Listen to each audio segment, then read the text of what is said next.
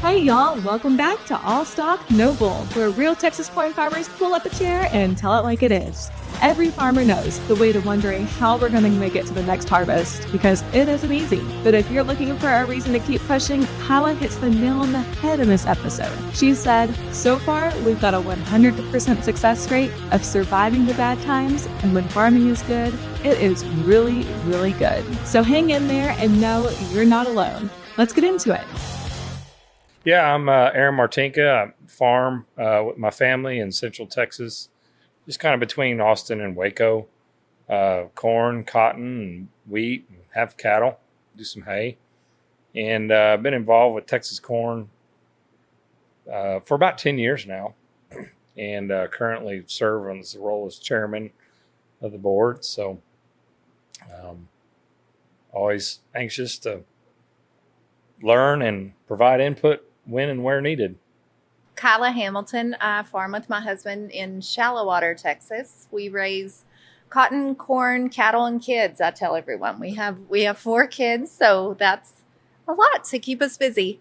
My initial engagement with Texas corn producers actually started with some advocacy efforts they had outside of the board role with Common Ground and different programs like that, and then that evolved into a board seat on both the checkoff board as well as the Growers Association. So about 2014, I guess, is when the journey began, and then it's just evolved and spiraled, and here we are. And now you've got a daughter graduating and going to college. I do. In August, we'll have a college student. Hard to believe they were so small.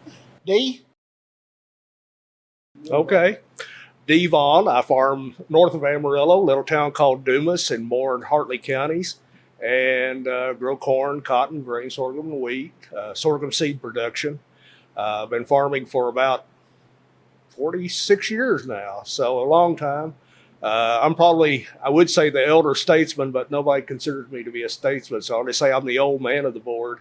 Helped to start the Lone Star Corn Growers Association in 1989. And it was an affiliate of the National Corn Growers. There was not an affiliate of the National Corn Growers at that time. So we created the Lone Star Corn Growers Association, and then that eventually evolved into the Texas Corn Producers Association. And so I've been on that association one way or the other since 1989, and then I was elected to the Texas Corn Checkoff Board in 1996. So I've been around a long time and seen a lot of changes. Served as NCGA, National Corn Growers Association president back in 2004, was on the board for 5 years, term limited out there. And then we helped Texas Corn help start the Southwest Council of Agribusiness. I served as an officer there for 6 years. So been around a while, done a few things. Whenever I first came and interviewed for this job was 1999. And you and Joe Reed, I think, are the only 2 existing. Well, Bert, not Bert, but Wetzel, Bruce Wetzel, and you and Joe were 3 that were on the board then. Bruce was off for a while, so yeah, you're the elder statesman. You and Joe Reed with us, and quite honest, but it's been a pleasure having these 3 and. I just have to compliment Dee for his service through all of these things and helping start this and being National Corn Growers president. That was just within about 5 years of me going to work, and that certainly helped us get better founded and grounded in what's happening on a national basis. So thank you for all that service. So, Aaron, you've got your farm, and I think you farm with some of your brother and some family. Kind of, how does all that work? What do y'all irrigate?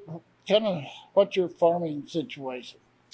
Yeah, I farm with my brother and a cousin, and then we have about 3 other full-time employees. We primarily dry land. I do have some irrigated. Where we're at, we don't have that much underground water. The only irrigation in our area is just kind of river bottoms from surface water, or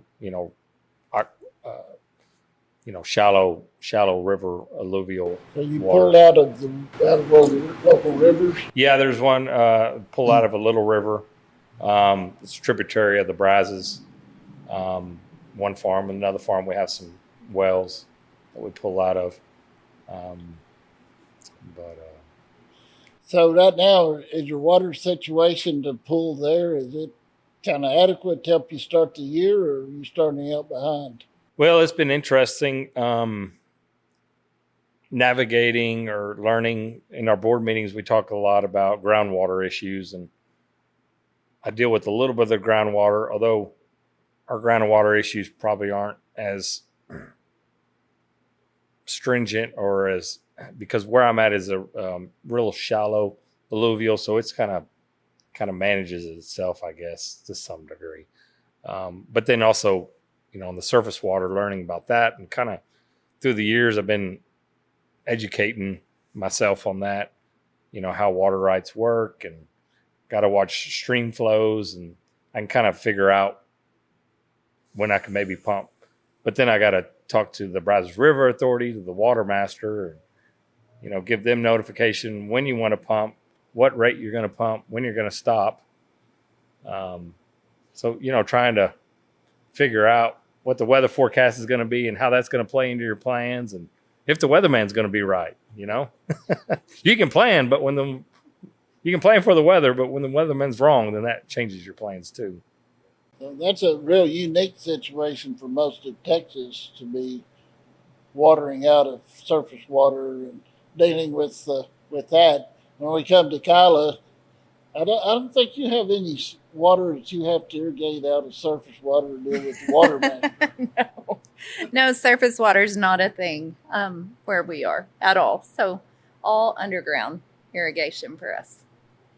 All out of the Ogallala. All out of Do you the have Ogallala. sprinklers? Do you have some subsurface drip? Both Have both? center pivots and drip. So Okay. That's the drip is what we're supposed to really be able to save water with. it is. And, I don't know, you say it's better and it's more efficient and all the thing, but if it doesn't rain, in addition to the drip, it doesn't come up, so there's benefits to both. Right center pivot, you can get the crop up, right? But if you're planting into dry soil, if you don't get the rain to get it up, the drip only does so good, so it's pros and cons to both, but efficiency is definitely there with the drip. Well, Dee, you're in an area that's pretty heavily dependent on the Ogallala. Very much so. We do have the secondary aquifer, the Dockham, or some people refer to it as the Santa Rosa, but it's primarily the Dockham. And so we irrigate out of both of the aquifers. But the Dockham is not universal over the whole northern plains. There are certain spots where it's available and certain spots where it's not. So in some areas, I've understood that some of that aquifer is pretty brackish. Do you Down have in that the- issue? Down in the Hereford area, Oldham County, I hear that a lot of that is pretty brackish. But we're fortunate in our area; it's fresh water, so we're able to use it, and that gives us a lot more longevity. Because the Ogallala is getting pretty well; it's getting pretty thin. Okay, so Kyla, I know you talk about your kids a lot. How involved are they all in your farm? And I think y'all have done some interesting diversity to benefit your farm. We have. So since they were babies, it's just Cole and I and our 4 kids. So of course, as they grow older and get bigger, they can do different jobs. So now that our youngest is 10, and so they're actually helpful, right? Like they can actually do things, not just busy work. So, they'll do everything from running equipment to the basic tasks that no one wants to do, right? Like feeding animals and different things. So we have integrated some agritourism too, where we invite the public out to the farm for different events on the farm. And so they'll run and manage that, everything from the cashier side of it to stocking to, just general assistance. So whatever we're doing, they're doing it too. Fully engaged. Makes it sound like fun doing all those activities with your kids. It is. It's kind of a way to, anyone who farms for a living knows like it's a lifestyle, right? It's not a job. It's not something you go and do and then come home and it's over. Like it's everything all the time. And so when the kids were little, I kind of decided like we're either never going to see Cole because he's on the farm, or we're going to go do it with him. And that's just kind of where we landed. So whatever he's doing, we're just right there along with him. And then it's grown into kind of a well-oiled machine. Everyone has a role and does it, and we're all together. Aaron, I know you've been on the board and kind of watched your kids grow. They haven't gotten to the point of graduating, but how has that all worked? You know, as a young farmer, young family, how does that work? Is it rewarding to you to do, or? Well, it works because my wife allows it to work. You know, when I'm gone, that puts more work on her plate, and I definitely have to thank her to thank her for, she knows when I'm gonna be gone, and kids still got to go to school and go to sports, and more running around that she has to tend to. So, it couldn't do it without her. My kids now, my daughter's 15 and my son's 14, and then I got a 11-year-old daughter, and it's kind of neat now to see them, getting older and being involved. My son, he helps us during the summer, when he's out of school, and helps harvest, and including my daughter some. My older daughter, she helps, help move equipment and stuff, and it's kind of neat seeing them, more in a work environment, kind of that work environment, which is kind of different than the hustle and bustle and the home side and running back and forth to school. You kind of see a different, personality of them, and thinking maybe they're getting shaped and molded in the right direction that you're trying to. So, One of our challenges is the fact that Dee's been working here a long time, been working in his role with some of our other board members, but having young producers, men, women, spouse, together that are doing. It's good to hear these stories where you've got your kids involved, and the fact that that's what part of farming is. It's about the family and how you can raise them. And I'm going to ask Dee. He's got an interesting story with his family and his 3 daughters, which I've known a good while, and where they're at and how that's playing into how you're looking down the road for your farm. So it's kind of the full picture from kids up to where you're at now. Yeah, my kids, I have 3 daughters, and they're all grown now and have families and have careers of their own. So they're not interested in coming back to the farm, but they were big help when they were growing up. They helped move equipment like Aaron was talking about, and they re-nozzled sprinklers and did a lot of stuff like that. Just were a good help on the farm, and they enjoy it, and they still love coming back to the farm to visit. They love to come in the summertime and spend a few days and bring their kids and my grandkids.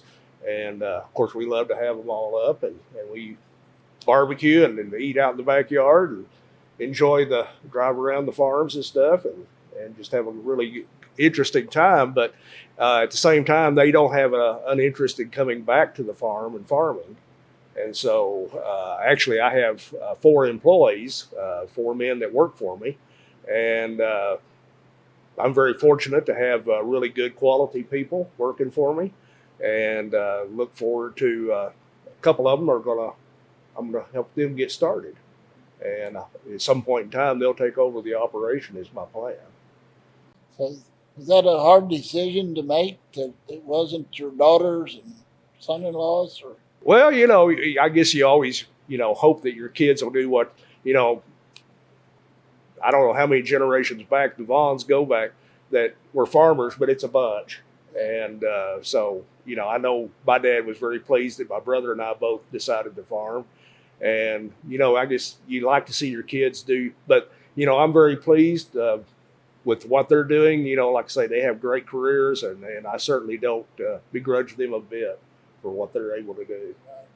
I have an interesting story with these kids. So one of them was, well, Jana was kind of already out of school probably, or more farther along, but got to know Keisha while she was in D.C. and getting her degrees. And then, of course, your youngest one, Lindy, I'll never forget being in Austin with you getting ready to go to the Capitol. And Dee says, is it all right if we eat dinner together and all that? So here comes Lindy. Right in the middle of the conversation, I find out about a boy, or her dad finds out about a boyfriend that's become a son-in-law. Yeah. So I always felt like, well, I was a part of that when it started. Yeah, she told us about him over dinner, and then, of course, and as it turned out, he became my future son-in-law. Yeah, I've always thought about that. I thought, I think I was out of place that day. But, and I thought, no, I was the buffer. I always treat you just like your family. Yeah. Anyway, so that's an interesting story. I haven't been there with y'all yet, and probably won't be, but that's kind of like working within this group. You just kind of become a family. Yeah, absolutely. Like we have family. Some of our farmers as former board members, and just some of the guys we've worked with, they're just like all of our families. But I'll never forget that experience. I mean, never. Yeah, I still remember that too. We were sitting out on that patio Exactly. in downtown Austin. It was quite a story, and it was all true. So Yeah. Anyway, so Aaron, you as chairman, you've been in this role about 2 years now. Yeah. And, what's some of the big challenges or things you've really picked up on while being a board member? But how is it different being chairman? Well, some of the challenges, just, as chairman, I always just think as being a chairman is making sure everybody in the room is heard, with corn producing in the state of Texas is so diverse with, our different regions and our, the challenges within those regions, and just making sure everybody's, needs and wants are, brought to the table and heard, and making sure that, if something needs to be acted on, that the ball gets moving. Because a lot of times, issue can be brought up, but then it just doesn't go anywhere. I think in the last few years, well, ever since I've been on the board, that's one thing I feel like is this board is, when something needs to be done, it's done, talk is cheap, but it's one thing to move forward and put plans in actions and put pressure on people and where it needs to be. It's always, and the target's always moving. And sometimes you think, the issue that's current, and you start to work on it. It may be months or a year or two before it kind of gets resolved, and you almost forget about it. So a lot of times when people ask me, well, what do y'all do? Or, what's some of the good things y'all have done? And I got to kind of scratch my head because it's usually items that we've worked on for a year or two, or maybe 5 years. You kind of forget about it, or it's just so ingrained that you don't think about it anymore. Yeah. Yeah.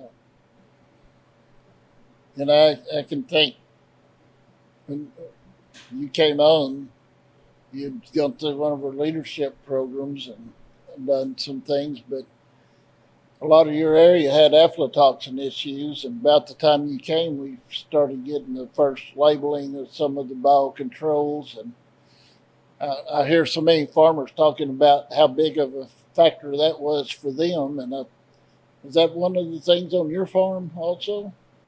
Oh yeah, when I started farming, or even when I was a kid farming, when our family was farming, there in the late 90s, early 2000s, aflatoxin was just a huge problem. And it was a problem that was getting bigger and, it's getting worse and worse. And, then at that time, I remember when the, first product, AlphaGuard came out, and then there was some talk about this AF36 project, AF36 product, and it was a product out of Arizona, and I just knew very vague information about it. And I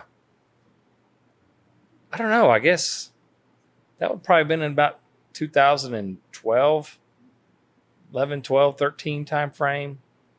Then I started getting involved with the board on 16, I think, 2016. And well, then all the dots kind of lined up. Oh, okay, I know how all this learned through the years of, all the work y'all done, prior to my existence being on the board, all the work that y'all have done to research and get those products moving. Well, and that's one thing I like most about Texas corn producers is that it's so diverse across the whole state. Like, we collectively as a board will go all in to whatever issue we're having, where that doesn't affect us in our growing area at all. But we're all in it because it affects, Central Texas, down South Texas. So collectively as a board, whatever the issue is, everybody's on board to find a solution and go, whether it directly impacts you or not. I mean, that's one of the things I'm kind of most proud of our work is that it's not selective. It's not like we're focused on some isolated issue that affects my farm or Dee's farm. It's state producers as a whole across the entire state, what's affecting them. And collectively, we all kind of pull together and say, here's what we're going to do about it. But then to have growers from that area that can give the real life, here's how it's actually affecting us, not just what the research says. And so it makes you proud to know that you're actually working on things that are impacting people outside of you or your farm or your area. That's always been something that has been unique. Our state is so diverse. Yes. We refer to it as sometimes we got 4 or 5 growing regions within the state that really kind of like we have that many states to work for what some of the areas up north are. They're smaller states, and how collectively the board has always worked and expended money on projects that went to all parts of the state. Yes. Dee, you've been around a long time. I'm sure you remember some of the Section 18s and things y'all did years ago for some spider mites and stuff. Yeah, we worked on issues that were, relative to a specific area, but maybe not to the whole state. And we were always, as Kyla said, we were all in on it. And that's something that, working with the northern states as through NCGA, you talk to folks in Iowa, Illinois, Indiana, Minnesota, those states are pretty homogenous. The whole state's basically the same climatic zone, the same, they plant all at the same time, they harvest at the same time, very homogenous in the way they farm. And so they have a real difficulty. You talk to them about Texas and Texas corn production, and they really have a hard struggle to get their arms around it. That we have somebody planting or harvesting basically year round, one or the other. We had the Valley planting in February, and then Central Texas in March, and the Panhandle in April and May, and then by the time we're finished planting, well, they're harvesting in the Valley already, and then it just moves up north again. And they don't understand that in the Midwest. They have a hard time understanding that. We have corn in February that's coming up, and in the Panhandle, we're still covered with snow. Yeah. I remember when I first started, that was one of the real interesting things to learn more about Rio Grande Valley and their planting season and coastal bend moving into Central Texas and how all of that was. And then you say, we're going to have a board meeting. Well, we got to have a quorum to make it work.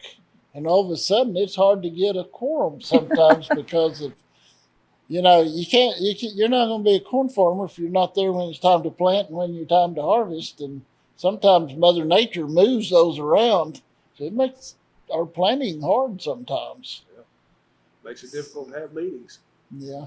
One of our things we do to our association is a lot of policy work, and that's been really, it's kind of grown over the years and what we've done and the influences we've worked on. But How many farm bills have you worked on as a member of the Corn Association? The first farm bill I worked on was the 96 farm bill, which was called Freedom to Farm. That was when they totally decoupled the farm programs from the old allotment basis type where you planted your base and you had to lay so many acres out every year. In 96, they totally wiped it all out and said, plant whatever you want, as many acres as you want. You just have freedom to farm.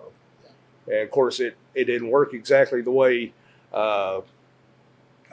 Chairman Roberts wanted it to work. He was chairman of the House Ag Committee and wrote that bill. But it didn't exactly work out. It left agriculture holding the bag financially. We did not provide enough support to U.S. The safety net was not adequate. And so Larry Combest came back in the 2002 Farm Bill and reinstated a lot of the counter-cyclical programs and stuff. But one thing they left intact was the fact that you could still plant whatever you wanted. You weren't locked into, well, you've got corn base, so you got to plant corn. You've got cotton base, you got to plant cotton on that. You could just plant whatever. And So- that part of it's been good. So prior to that, if you had a farm, you had some corn and some cotton and maybe grain sorghum base, you had to plant those crops on that farm. You had to plant what your base was. And of course, there were set-aside programs. Usually in those days, it was anywhere from 10 to 35% was set aside. So you always had fallow ground that you weren't even farming. I remember that as a kid, always plowing and plowing and plowing those set-aside acres. And of course, that's one reason why the Midwest didn't participate in farm programs very much, is because they had that great rainfall, great soil, very temperate climate to grow corn, and they wanted to plant every acre every year, so they just didn't participate in the farm program until the 96 Farm Bill opened it up where they could do what they wanted. So it's quite a history that you've been through. Yeah. I think about Aaron and Kyla. Y'all have both been with us in D.C. talking about different things from what some of the things policy-wise we worked on that y'all can think of that's kind of been important to you. What comes to my head first, like I felt fully invested and I was making change to do at the USMCA. And you go and then it comes and then it, we've seen how that has kind of not worked out the way it was intended to work out when you're initially advocating for this push. And that example alone in part of this is you push and you do and you put all your efforts into this. But it's ever changing. Kind of like Aaron said, the target is always moving. And so by the time you work on that issue and you get it come, here's 5 more that kind of almost even take precedence sometimes. And so you're always on to the next, I don't want to say problem, but the next issue, right? So you focus and you put all your efforts here, but then it's just resiliency. You're moving and it's constant to keep on top of what issues are arising and then try and fight the good fight and move along knowing you're never done. Your advocacy is never complete or accomplished or like, oh, okay, we're good. We can relax now. Like, no, there's something or many somethings coming too. Aaron, you have something you think about? Oh, I don't know.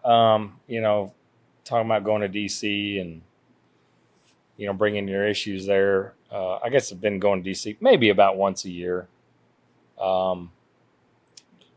I can't think of anything in specific, but there again, it kind of all starting to run together. I mean, always going in there, talking about ARC and PLC or some crop insurance issue that's going on at the time. And then also it's not so much what issues you bring to the table. It's also just walking through the door and making sure they know who you are and you know who they are and thank them for what they've been doing. And that way, when there is a true issue that you have, they recognize you. I think that's probably the most important thing is going to DC in the offices and building those relationships. I mean, I've had some of the ag legislative assistants that's worked for Congressman to my farm, on a tractor or on a cotton picker, and that's real memorable for them, and that's what I always think is just building those relationships, and that way they're there when you need them, and we've definitely needed them. I know I can remember one of the legislative aides here out of Central Texas that came to your farm and told me over and over about, I think y'all were harvesting wheat or corn, something at one of those times, and being on the combine and doing that. And I can remember a few years ago, Senator Cruz was doing a tour through the state, and him and his chief of staff, Senator Cruz rode with Robert Gordon's son in the combine, and the chief of staff was with Patty in the tractor. And when he got out, the chief of staff said, "I know about farming now because she informed me." So getting those folks out and having y'all take your time to show them around and meeting them is very important, because, when you can put a face and a name on an issue, it becomes a bigger, higher importance. So, The two things working in public policy will teach you is perseverance and patience first, because it takes years to get policy developed and passed into legislation. We finish one farm bill and we immediately basically start on another one. Same way with an energy bill or anything else. Congress works slowly, and it's to a certain extent it's by design to work slowly. That way we don't get as many bad laws, hopefully anyway. But at the same time, it's very frustrating at times, because we like to get it done quick, get it done, get it over with. But it doesn't work that way. And the other thing, it will just teach you you got to stay involved and build relationships. It's all relationship based. If you don't build the relationships with your congressman, with your senator, with their staff, with your delegation from your state, it's hard to have influence. And so the things you learn about are the requirement to have patience and just stay with it until the job is accomplished. And then the other thing is you got to build those relationships so you can get it done. all right. Yeah. So it takes time. It takes time. One of the things that I think that we're all proud of, and y'all have very much worked in it, is sponsoring some of the intern programs from the universities, from letting us have interns in the office, and raising up some of those folks that now we have great relationships from all of that. And so that to me has been one big shining star that I feel like y'all as board members have encouraged and pushed in doing that. I'm going to change the subject a minute on you. Aaron, if this puts you in a bad spot, we won't do it. But we've recently had some issues in the state. The most recent issue I'd mention is some grain trucks going around loading corn under false pretense, and some of that's been in Aaron's area. You might kind of mention some things that happened and how farmers need to be on the lookout. Yeah, just when you think corn's too cheap, people still want to steal it. It's still valuable enough to steal. But yeah, there was kind of, through a large part of the state, and some of it, in my backyard. Some guys, trucks pulling up on the scale, say, "Well, I'm here to pick up from XYZ, firm, and here's your contract number." And I mean, it all matches, and they get loaded up. I mean, it's the same kind of process that's been done thousands of times, a year. And they put on the ticket where they're going, and the grain never went to the destination. And they were never, the trucker was never sent by the broker. So there's obviously some inside information shared around, what elevator to go to, who to say you're picking it up for, what the contract number was. So You know, it was, It just kind of comes down to you got to do more than just. You're gonna have to do more verification Yeah. of some kind to be sure. yeah, I mean, talking to my neighbors, and I mean, the whole process is what's been done. It's commonplace. You just, they pull up and say who they're picking up for, but definitely going to have to do more due diligence of making sure when they're supposed to come and who's supposed to come. Because no telling where that corn went. I mean, hope the bad actors get found. And we get a call in the office, or you get called as directors, and all of a sudden there's not much we can do about that. I mean, other than get the Department of Agriculture involved and hopefully some law enforcement and track it. But another issue, and we've had varying levels of things with this, are some of our buyers that have had financial trouble and haven't been able to pay. You've worked tirelessly back a few years ago on looking at about a grain indemnity fund to protect growers that didn't get paid. And Aaron's just recently had an issue with that, and I feel like our board is, y'all tell me, but I feel like we've done a lot of efforts trying to help with those problems, and how it's personally devastating to me whenever I had a young farmer in South Texas call me and said, I had 80% of my grain I sold to this buyer, and then I get a bankruptcy statement. And I think he's in his second year of farming. My heart went out to him. That'd be a terrible time to lose your income. But do you have any comments about some of that and how we look at working it? Yeah, other states have an indemnity fund, which is basically an insurance program that provides when a grain buyer goes bankrupt, provides some financial assistance back to cover part of the losses. And we tried to get one started here in Texas. Daniel Berglund of our board and myself, we were on the original board of the Grain Indemnity Fund. We got the legislation passed by the legislature. Forget what year that was, but it's been several years back. And then we had it didn't work exactly the way we wanted it to. There were some amendments at the last minute, changed it. So we had to go back to the legislature, get some stuff fixed, and then we were ready to get going. And unfortunately, it did the referendum to authorize it. It required a referendum of all the growers in Texas to vote for it, or a majority to vote for it. And it failed not once, but twice. And so we were never able to get it across the finish line and implemented. But if that was in place for Texas, like it is in other states like Iowa and Illinois and Missouri, when one of these grain buyers goes bankrupt, the farmer would have some protection. Well, Aaron, do you mind making a comment about maybe what the Corn Board's done to help through your most recent experience, you and others?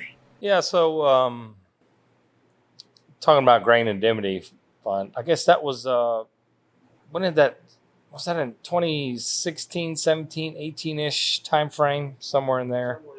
Yeah, that's kind of when I just got on the board. And, I remember the discussions in the room about the board. You and Daniel were obviously heavily involved. And, I was just trying to figure everything out at that point in time. But I remember, thinking, well, that'd probably be a good thing. And I remember, going to a few meetings back home and making people aware of the referendum that was going on. And, I wasn't against it. I can't say I was overly for it. I was just putting information out, hey, this referendum's going on, and, you need to vote, however that may be. And, I remember, encountering more people that were against it at the time than probably for it. They had their reasons. But now I wonder how much that sentiment has changed in the area. Yeah. Fast forward to this year. Yeah. I really wonder how much has changed now. I know my perspective's changed, or I was for it at the time, but now I'd probably, be more of an advocate for it. I mean, through the most recent bankruptcy case, the Hanson Mueller deal, I did get hung by some of that. And I remember thinking back at the time, well, you need to know who you're doing business for and have that relationship. But, all is fine and dandy until it ain't. I mean, I was doing business with them and all was fine. Just, it was all normal until the checks didn't arrive, So, I mean, we insure our equipment, our operating liability. We insure our vehicles. We insure our crops through crop insurance. But when it gets to the elevator to the bin, as of now, there's nothing. We do everything to get it there. And then once it's there, we just hope they pay. You're just at the mercy. That's been throughout the years, those times, and we've had six big ones I can think of that were multi-million-dollar events. But in our state, they were important in an area where they happened. But when you were 100 miles, 200, 400 miles away, that'll never happen to me. But that's been real challenge, and we've spent time. We're getting ready to put out a good publication about things to look for and some steps to take to help protect farmers.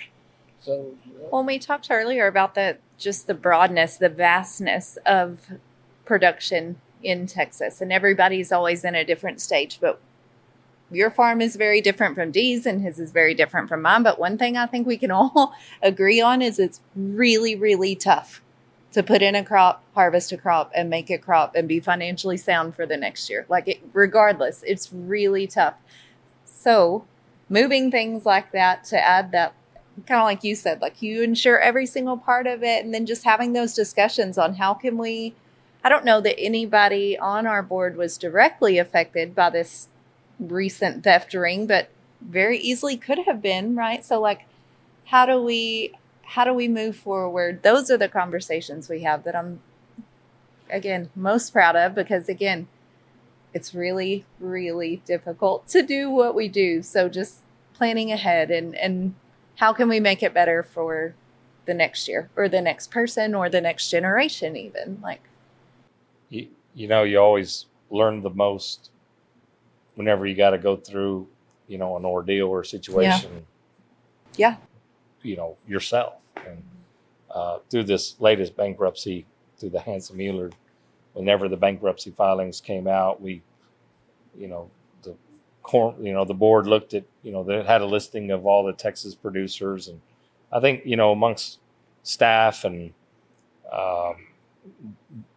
board members, we've contacted most of them and kind of got everybody together, and I guess it was on a Zoom, and kind of just got everybody talking to each other.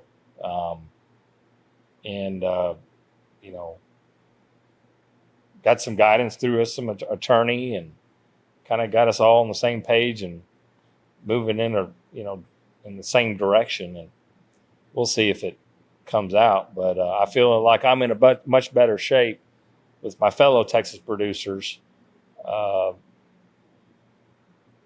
rather than just hoping I get paid. Sitting at home and holding a paper by yourself. Yeah. Kyla, you've been real involved over time with a lot of our advocacy, Common Ground, some of those programs. Mm-hmm. You have some thoughts you might share about that and why they're important? Oh my goodness, why are they important? It bridges the gap between what we do and where it ends up. Is kind of the most simple way we know what it's like to farm and to raise cattle and to do. But if you're just a mom in a grocery store, you probably don't know or even care to know sometimes what that's like. And even if you did have those questions, who would you ask?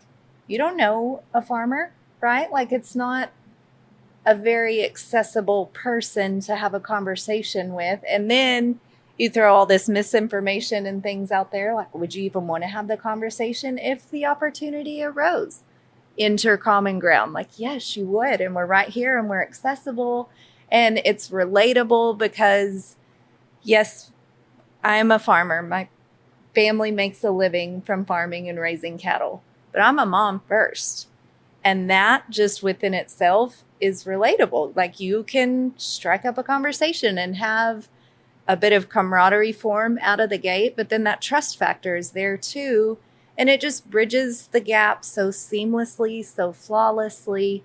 And then it kind of spirals into other things, like not only the food production side of it, but the education side, all of the educational efforts that Texas Corn does. Like, hey, did you know that your kid's school could access this and bring it home and they could learn hands-on? And oh my goodness, I didn't know that. And so it's that bridge, but it's like a safe bridge, right? It's not one of the wobbly bridges where you're hesitant to walk across and you don't really trust it. Like it's organically happening in my life. Their questions are organically happening in their life. And so you just put the two things together and it kind of harmoniously creates this balance and this resource that's not only available, but trusted. Like you engage with these people and you feel that there's some weight behind it. You're not just, I don't know, like a spokesperson for a company. Like you're not selling them a product. I mean, you are, right? They're buying what you raise, but you're not selling anything. You're just talking about what you do and how it's done.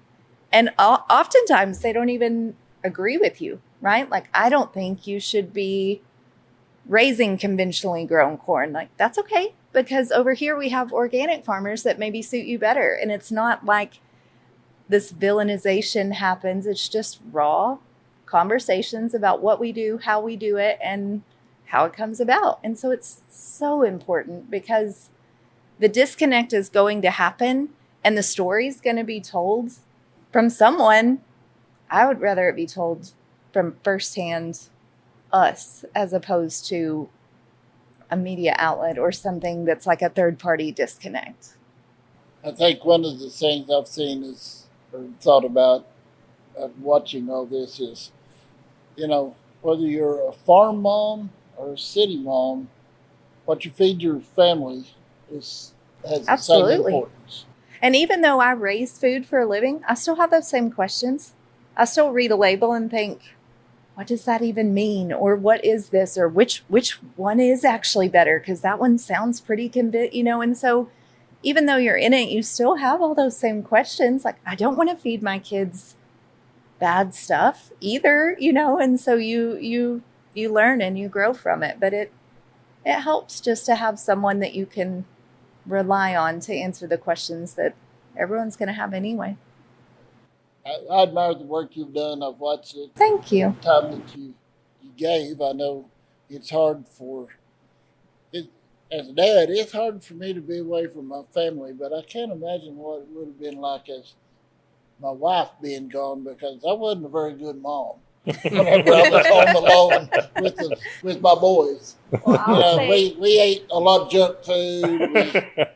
We went to town and got ice cream, and we had a good time, but probably I wasn't the best mom. Well, I'll say, like Aaron said, like it's only possible because of Cole, my husband, right? Like without his support and his just diligence through it all. There was one time I went on a trip, and before I leave, I like prep all the meals for the time I'm going to be gone. So whether it's 2 days or a week or whatever, there's a like for every day, right? And so I got home and they were all still in the fridge. So I'm like, what did y'all eat?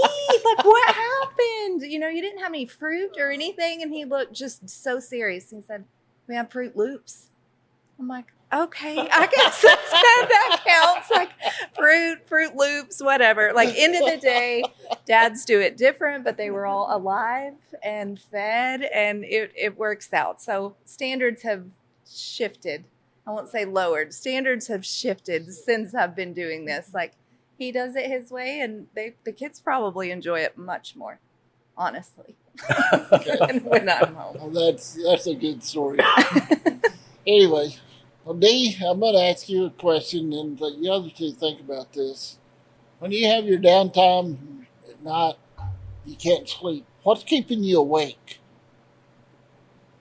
And I know you send emails at 3 o'clock and 1 o'clock in the morning, so I know you. Yeah, I've always been a night owl. Anyway, I get in my office and it's quiet, and I like, if I'm going to run the combine, that's when I like to run it. I take the evening shift. I come in at 6 o'clock and I run till 11 or 12 midnight, whatever in the morning. And I just like the nighttime. That's my thing. What keeps me up? Oh shoot, water situation in the Panhandle with the Ogallala and the aquifers. I worry about, like I told you earlier, I've got 2 men that are been with me and they're good people and they want to start farming, and I'm like, am I doing them a favor or am I hurting them? Should I tell them to go find another career, or should I embrace it and help them get started? Which is what we're doing. We are embracing it. We are helping them get started and helping them to take over the operation at one point in time.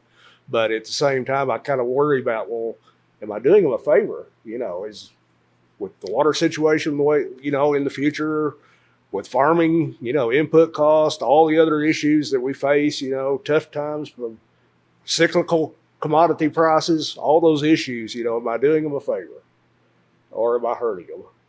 So I worry about that kind of stuff. And, like I say, my kids are all grown and they all have careers, so I'm not, they're fine. But I worry about, these 2 guys I'm trying to help get started. I want them to be successful. Okay. Aaron, what about you? Yeah, thinking about, in our area, it's just blowing up with the concrete or, solar or data centers or you name it, anything but agriculture. We're kind of like in the way. And it's like, well, it's going to be there long enough for me to just keep going and coast out my career. Or then I think about, well, if any of my kids are interested, maybe my son says he is, which he's, he's still kind of young. So I'm like, well, he'll got some time to figure it out, but he's 14 now. So, that 3, 4, 5 years are going to move by quick, It's like, well, kind of like what you talk about, Dee. Well, should I encourage it or discourage it? What doing is that going to be a favor or not? So I don't. That's the things that get me thinking. But if I sometimes think if you don't have a succession, kind of like, in mind, like, my son or something coming in, your perspective changes a lot. I think, like, do you just do what gets by, or do you keep building and advancing and growing? Okay. Kyla, do you ever wake up at night and wonder about something?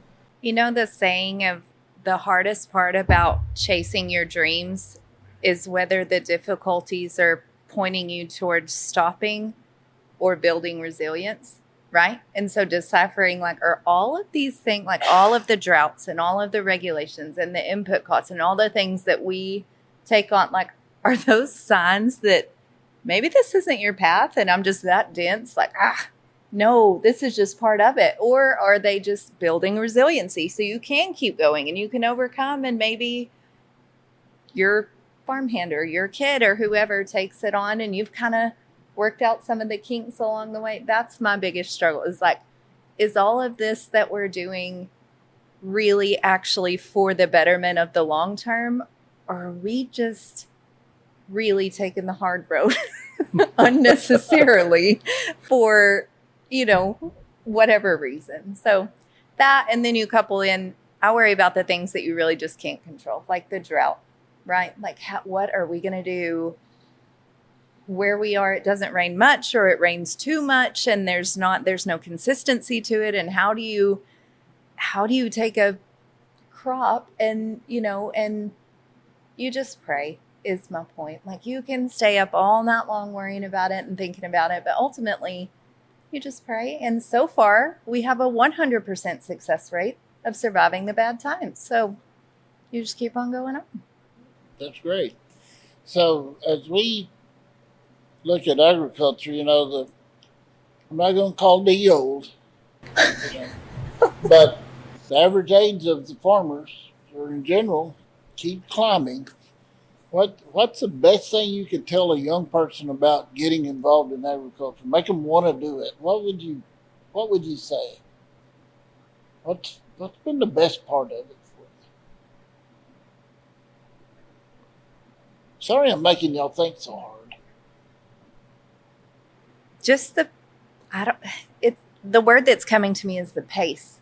The pace, the lifestyle that farming offers you is kind of like you mentioned, the hustle and bustle of like the town side of our lives, like the constant going and the pickups and drop. Like it's just, I'm not going to say it's easier. It's definitely not easier, but just the pace, the slow, like you talk to your girls coming back and just driving around and being in kind of the beauty of what the farm itself is. Like that to me is worth it, is worth all of the other things that come with it. So just like with everything, there's highs and there's lows and there's good and there's bad, but the good is really good.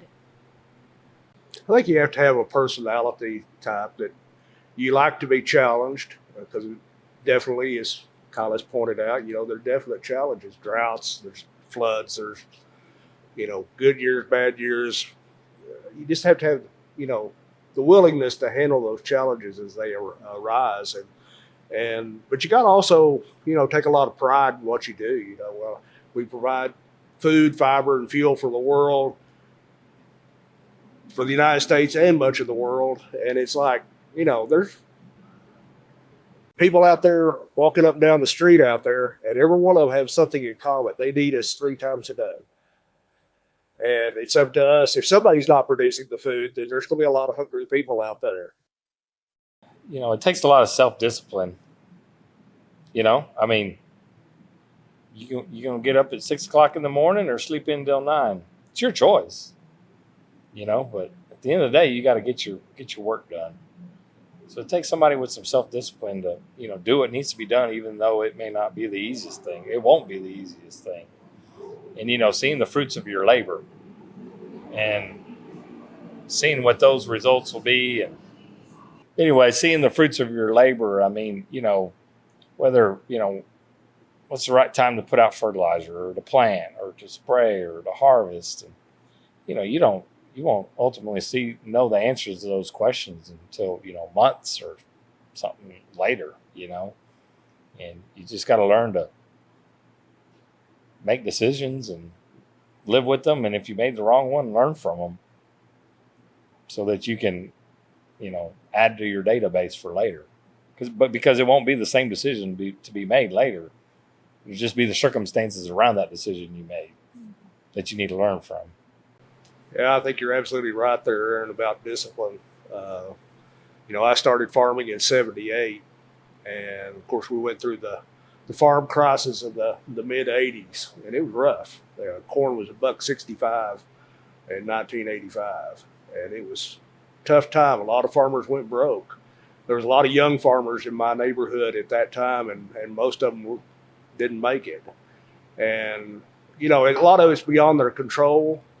You can't control the markets, you can't control the weather, and that takes a lot of people out. But there's also a lot of people that try to farm and they don't make it. And a lot of times it's because they don't have the discipline to get out there and get the job done on a daily basis.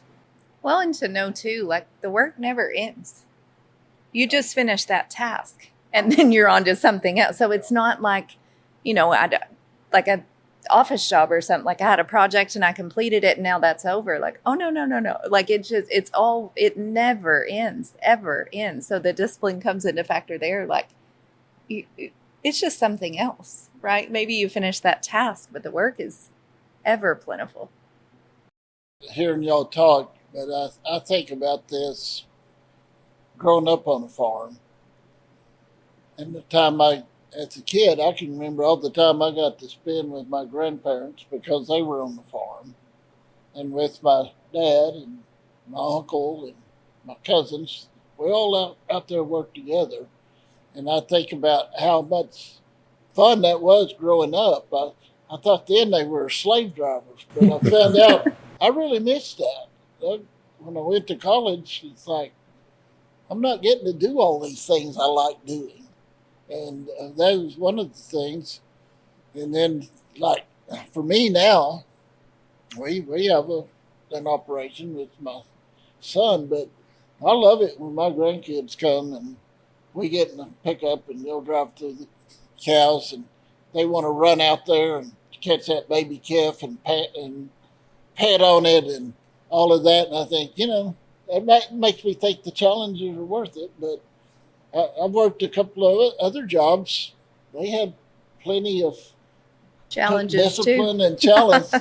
When I ran the grain elevator for a while, that was definitely a challenge, trying to keep the quality good and protecting our farmers. Yeah. So I hadn't editorialized on that, so I took my opportunity. But that's what I think about. There's no lifestyle like a farm lifestyle. All right, thank you all today for joining us.